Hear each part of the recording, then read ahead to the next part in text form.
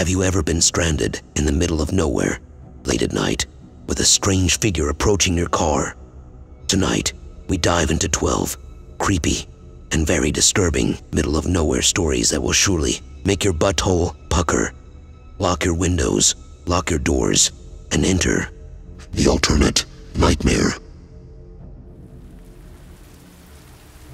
So as a kid around 11 to 12, I had the world on my plate. We had these woods around us that I never ever came close to finding the edge of. I would wake up in the morning, early when school was out, and my friend Alex and I would spend the whole day out mucking around those woods. We would pack sandwiches and sodas and just go nuts. Play army and war, cowboys and Indians, you name it. This being the 82nds, and Alex and I, being smart enough kids, my parents had no problem with this and enjoyed taking us to the army surplus store to buy stuff, like MREs and survival knives and camping gear.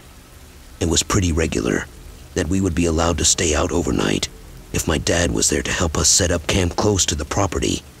So not on an overnight, but out and about one day, we find a treehouse in a part of the woods we have never been to before. Probably about a 2-hour trek from the edge of the neighborhood.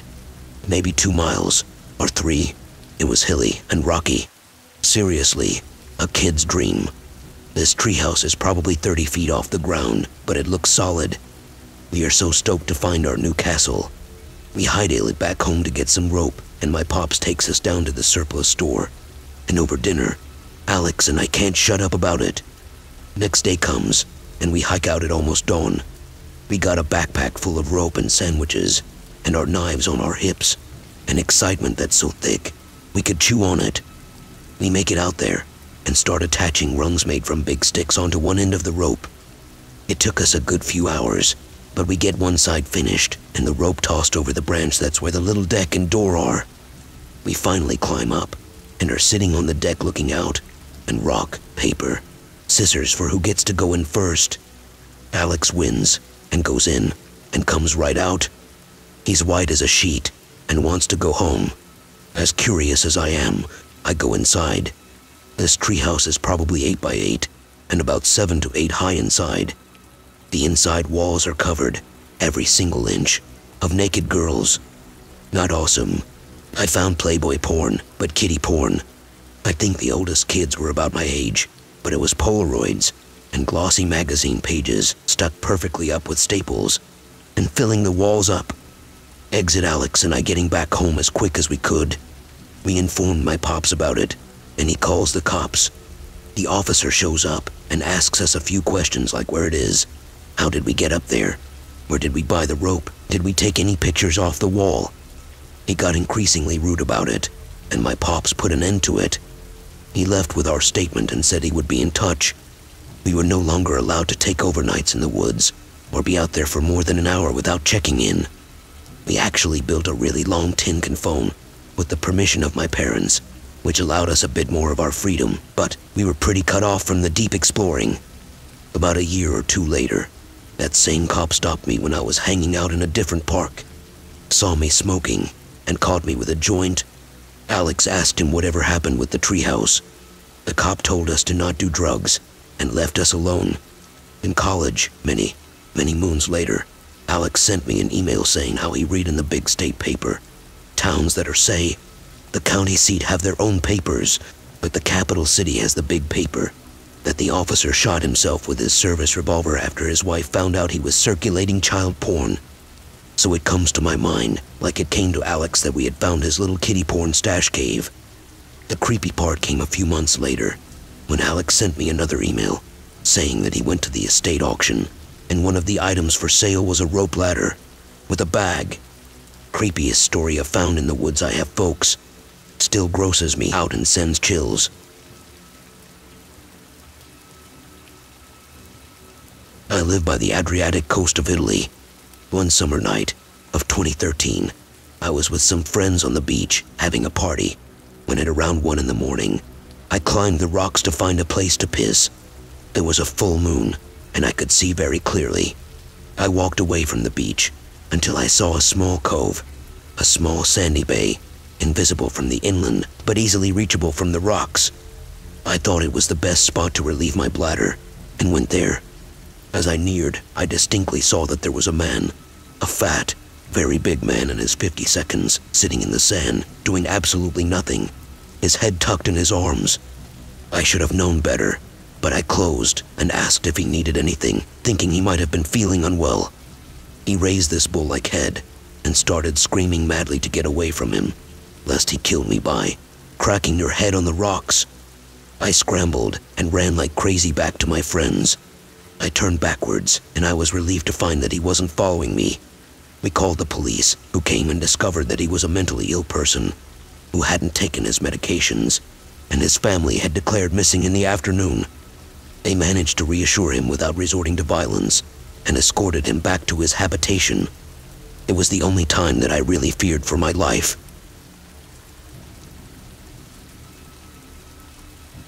About 15 years ago, my parents, my brother and I are driving around the countryside looking for a way back to the highway after going to see a house outside of the city.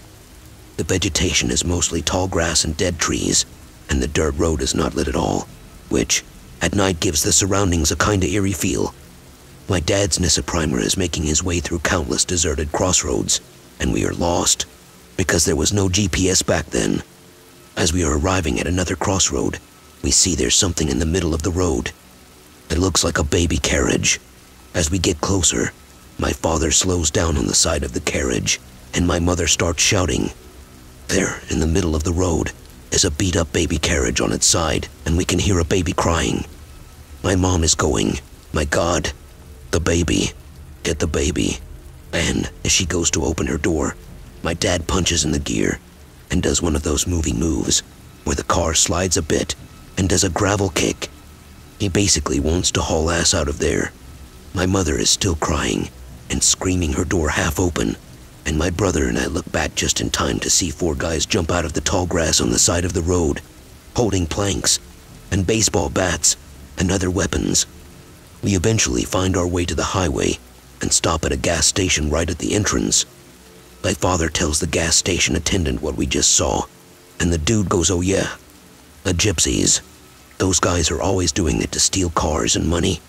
They basically put a baby doll in a carriage, and when you stop the car, they jump out of the bushes and jack you for all your shit." We never went back to that region.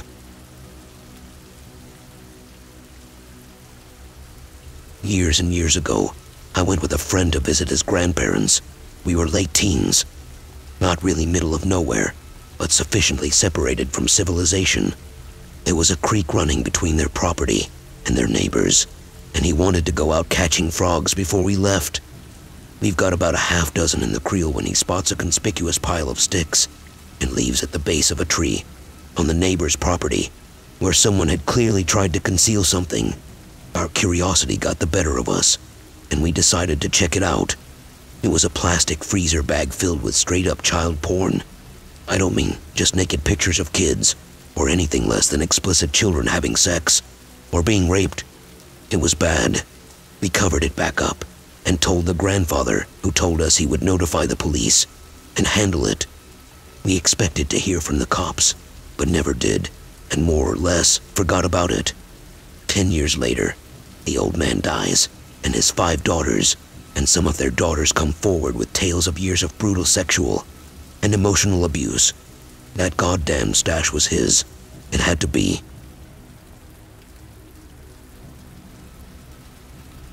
A girlfriend and I took a 2-week road trip last year, and backwoods camped, hiked the whole time. In sight, I am also a girl. 2 20-some-year-olds out on the road. We got to one free campsite in the middle of nowhere, New Mexico, and we were the only people there. Not unusual. So we just take the first spot and set up. As we make dinner, a couple pulls in, drives by and heads to the back of the campgrounds. No idea how far it went back. About 20 minutes later, they come back by and flag me down. "Girl, have you guys been back there?" Me, "No." "Girl, it's like a massacre back there." Me, "What do you mean?" "Girl, there's bones everywhere. Mind if we take the spot next to you?" Me, "Not at all. Now we're happy to have neighbors." They stay maybe 2 minutes, look around, get back in their car and leave. "Friend, what was all that about?" I explained to my friend what the girl said, and at that moment, we looked down and see a huge femur bone under our feet. Possibly a cow. Well, us being a little cryptic, decide to go check out what they were talking about. We get about 100 yards back through the windy camp, and there it is. Full-blown animal carcasses, everywhere. Some scattered, some still whole. One pile of what looked like fox fur, and another deer body still in a trash bag. Our theory is that it's where they dump all the roadkill they scrape up off the highway, but we didn't figure this until a few days later. Nonetheless, if there's that many bodies here, from whatever cause, then other predatory animals know they're here too. I don't want to be around when they come by for dinner. We decide to pack up and find a different camp. Free campsite number 2 of the night. We drive for about an hour or so. Still in the middle of nowhere. Haven't seen a single car this entire time. No houses, just old country roads and pastures. Mind you, the sun is starting to set. The road turns to dirt for a bit. We cross a cattle guard and see the national park sign. Sweet. It's a national park and it's free. It can't be too bad. My friend thinks it looks a little sketchy, but we're ready to relax and get some grub. So I hit a left and start up the hill to the national park. Looks like it's only about 2 miles from the map. Start going up this road, go around a few curves. The brush on the side starts getting thicker and thicker, and the road starts getting rough. Now, to put this in perspective, we're in my fairly new Chevy Cruze, manual transmission, that is less than a foot clearance from the ground. About a quarter mile in, and we high center on a huge rock. Okay, as long as this does not get any worse, I think we can manage. There's no possible way to turn around, or back out anyway, so let's keep going. Of course, it gets worse. Every rock and trench we hear the car just scrape, and stutter, and stall. I'm clinching the wheel. She's clinching the handle. All the brush on the sides of us is now dead and eerie looking, and the sun is almost gone behind us.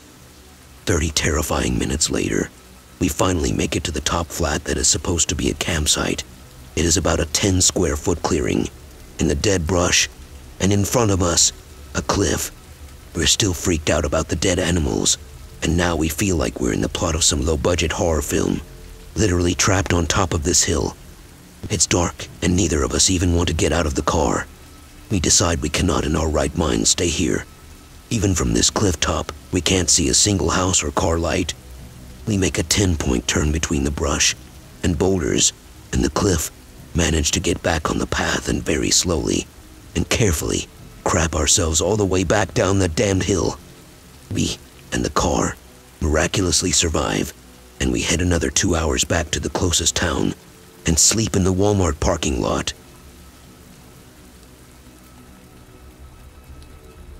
A few years ago, a friend and I went to explore a nearby limestone cave. I had been there before, but never gone very deep. I had read of a waterfall, which eventually lead to an expansive area beyond, so we set out to try and find the path. Since we've never been on this road, we took turns going forward and checking back to avoid passing points of no return, without one of us being above with a rope to toss down. After the familiar road was behind us, we found a tight climb down. The squeeze was like going from the front seat to the back seat in a compact sedan that's vertical. No problem. Next, we found a tunnel, wide but short. We took off our packs and dragged them behind our feet while we crawled maybe 10 to 15 meters. It was getting a little claustrophobic, but we knew what we were getting into. We came to a small opening about the size of a half bathroom, this space we could stand in, and so was a bit of a relief. The path forward was a small square tunnel, the same height as the previous road, but maybe 2 meters wide. We jokingly called it the coffin crawl. This road requires us to go one behind the other, and led to a 90-degree turn. At the turn, I could see the path continued past the range of my headlamp, but mostly all seemed level and safe. At this point, slowly, it became apparent the path was getting more narrow, ever so slightly. If we wanted to turn back, we would have had to crawl backwards single file. I could not speculate how far we crawled, but it seemed like a very long ways until I could see a small opening ahead. Maybe the size of a cramped coat closet, but 2/3 the height. At this point, that space was looking pretty comforting, because it would mean we could at least turn around if we decided to go back. Right before the coming closet-sized space was the tightest squeeze I've ever tried in a cave. I had to place one arm ahead and drag one to get my shoulders to fit diagonally. As my light illuminated the closet space, I could see a single stalagmite in the center, and some bats resting on its walls and sloped ceiling. Small mouse-eared bats were infrequent, but not a shocking sight, until our voices disturbed them, and they decided to exit past our prone bodies, one by one. Their fluttering should have been non-threatening, but in combination with the inability to get out, it became very unsettling. It took a lot of mental control to avoid panicking from the lack of space, apparent lack of air, and astro heebie-jeebies. After the bats had passed, and I had caught my breath in sanity, we entered the small opening. Upon the single stalagmite was a small note, the torn corner of a piece of notebook paper. A note read in blue pen, "Nothing here." We had not found the path we sought, and instead found nothing.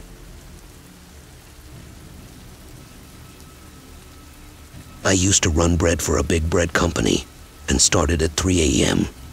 I had to drive to a few remote stores in little towns surrounding my town. I was about halfway through the 50-mile drive to the next town. It was dark out, and there are no houses around for a long way any direction. I look on the side of the road ahead of me and see a backhoe, which was odd in itself.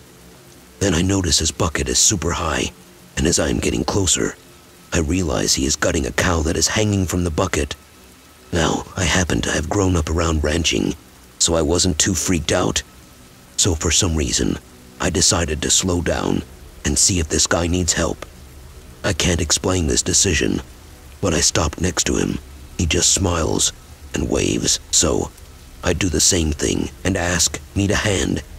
He just cracks up, laughing like hysterical, and he's slapping laughing. For some reason, I start laughing too, and now we are two guys, cracking up laughing, one covered in blood, the other with a truck full of bread. The reality of this situation makes its way into my sleep-deprived brain, and I hit the gas and get out of there. I thought about it, and realized this guy drove a tractor into the middle of nowhere to kill someone else's cow he was probably poaching. This thing, and he was just going to load the thing into the front bucket, and drive this shit back to his house at 3 a.m. Who knows how far away he has to drive this thing? No idea what the hell was happening, but the whole thing was pretty creepy thinking back.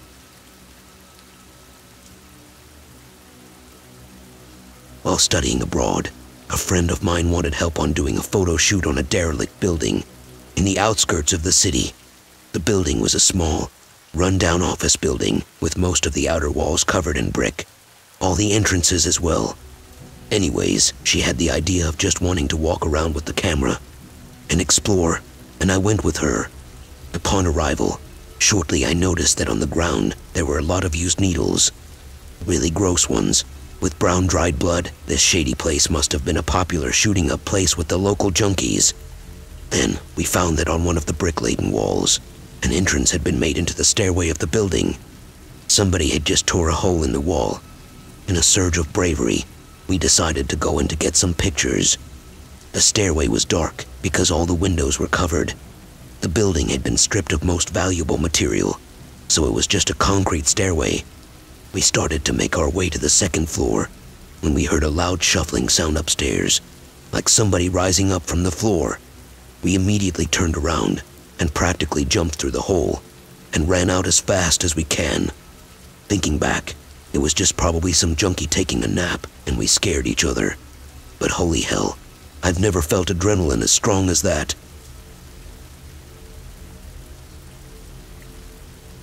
I was driving to visit my sister, who lives in Missouri. It's late, and I admit, I was a bit tired, but not bad enough where I should have pulled over to a hotel. I get to this stretch of road where it's just a cornfield on either side of me. I have directions to drive straight and take the next left. I drive and drive and drive and drive. No lefts, but multiple rights. Every now and again, there might be a left, but it's a small man-made road that wasn't big enough for my car. I start getting a bit confused on where I was supposed to turn, because I'd been driving straight for like 45 minutes, and still no turn in sight. I pass a left turn that was big enough for my car, but was a dirt road. I figure, hell, that's probably it. I take the next right and end up driving around a cornfield paved road maze. I ended up lost for about 2 hours before I finally found the small dirt road. I drive up it and find myself at a house. This was obviously not the right left, so I threw it in reverse and went to leave when I saw light from my field of view and movement. I look over and it's just a large group of people, over 10, standing around a fire and coming my way.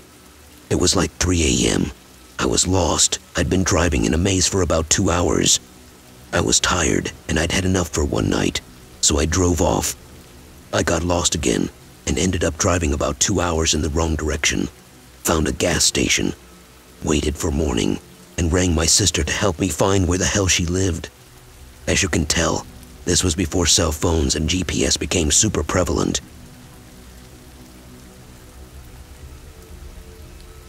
I was driving back to school one fall. It's about a 12-hour drive, and I was doing it all in one go. There is a lot of middle of nowhere and teeny tiny towns on this drive. I really had to pee, and there hadn't been anything for quite a while. Finally, there is one of those freeway signs with food, gas, and lodging listed for the next exit. I'd been driving probably 9 hours at this point. The sign said there was a gas station and a fast food restaurant. Those have bathrooms, so I take the exit. Usually, those signs mean there is something right off the freeway, but I end up following the signs for several miles and finally see the fast food restaurant. It's just starting to get dark. As I pull into the parking lot, this little cat runs in front of my car, but I'm going slowly enough not to hit it. The parking lot is empty, and there isn't much around it, mostly trees. I get out of the car and see another cat, and then another. There are 30+ cats that I can see, so probably a lot more I don't. There are 3 colorings, all black, orange tabbyish, and a grayish color. So, they vary in size, but other than that, they look basically identical to the other cats of their coloring. They are all staring at me. I took a step forward, and they all stepped back about the same amount as my step, and simultaneously. I stepped back, they all moved closer. I walk into the restaurant, get a drink, use the bathroom. I said something to the person at the counter like, there are a lot of cats out there, but she was just sort of like, oh. So, I go back to the car, and they are still there and sit up and stare at me again, and shift positions as I move. This time, I notice there are giant food bowls filled with kibble around in trees, just past the parking lot. Someone is coming and feeding this cat colony often, and a lot of food. It was very strange. I got in my car and found the freeway.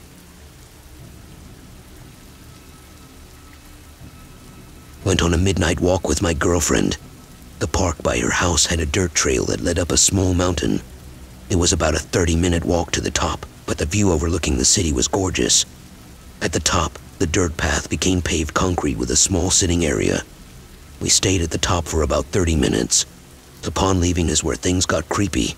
As we started to head back down, at the point where concrete met dirt path, there was a large pile of trash bags in a crescent shape in the corner of the path's intersection. It was not there when we first arrived. The pile was much too large, and in the way for someone who likes to cut corners of paths to not notice. My girlfriend remarked at how the shape resembled a dead body, and asked me if I noticed it on the way up. I was very sure that it was not there 30 minutes prior when we arrived. I was extremely sure. Nonetheless, there was no reason to freak my anxiety-prone girlfriend out, so I laughed and said yeah, it's been there, and was probably just trash. Visibility was extremely low, probably about 5 yards. I didn't want to freak her out, but I was pretty tilted. I got heckled for being drunk and not listening to her. But in actuality, I was looking and listening for any sign of people around us. In my own head, I was telling myself that I'm just being paranoid, that it was probably there, and I didn't notice. But at the same time, I was also sure that it wasn't. I'm sorry, I didn't have time to listen to your story about Jesse from work. I'm worried about our safety at the moment. We made it back to our car without running into anybody, and I kind of laughed at myself for being so worried for nothing. Also felt the relaxation of my butt muscles that had been clenched for the last 30 minutes. A few days later, the local news covered a dead body found near a park in Anthem. At the top of the mountain, guys, it was actually a dead body. Literally getting chills just typing that. It was actually a dead body. Thank the Lord that my girlfriend didn't watch the news, or she would have shat herself.